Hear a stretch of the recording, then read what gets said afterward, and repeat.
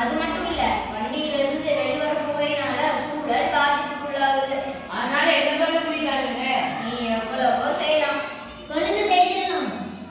நம்ம செல்லக்கூடிய பயணம் பக்கத்துல இருந்தா நடந்தே போகலாம். வண்டிய வெயில் நிறுத்தாம நிழல் நிறுத்துவதன் மூலம் பெட்ரோல் ஆவியாவதை தடுக்கலாம்.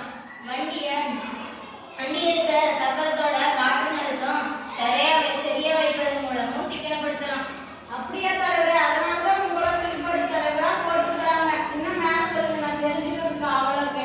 நம்ம செல்லக்கூடிய பயணத்தை திட்டமிட்டு அமைக்கலாம். நம்ம செல்லக்கூடிய பயணம் அதிக தூரமா இருந்தா பொது போக்குவரத்து கூட பயன்படுத்தலாம். சபாஷ் தலைவரே, வண்டி பயன்படுத்துவதால இவ்வளவு சிக்கனம் செஞ்சு வண்டி பாதுகாக்கலாம்னு சூப்பரா சொன்னீங்க. அது மட்டும் இல்லாம என்னோட பொறுப்புகளையும் நீங்க எனக்கு சொல்லி தந்தீங்க. அதுக்கு ரொம்ப நன்றி.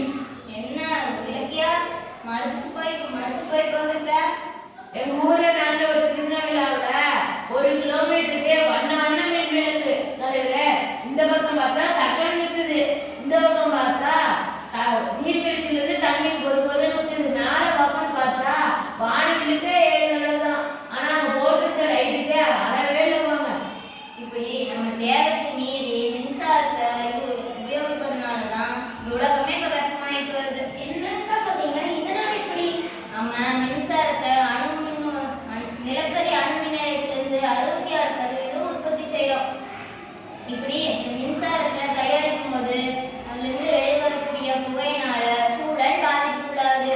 காற்றும் மாசுபடுது. காற்று மாசுபடும் போது பூமிக்குள்ள இருக்கிற குளிர்ச்சி தன்னை இழந்து வெப்பமாக மாறுது. அது மட்டும் இல்ல, நம்ம மின்சாரத்தை தயாரிக்கக்கூடிய நிலக்கரி நமக்கு 200 ஆண்டுகள் மட்டும்தான் வரும். என்ன தலைவரே சொல்றீங்க? நம்ம அன்றாட பயன்படுத்தும் மின்சாரத்துக்கு தேவையான நிலக்கரியும் 200 ஆண்டுகள் மட்டும்தான் கிடைக்குமா? நம்ம தனிநபர் இருந்து என்ன பண்ண முடியும்? எவ்வளவோ செய்யலாம்.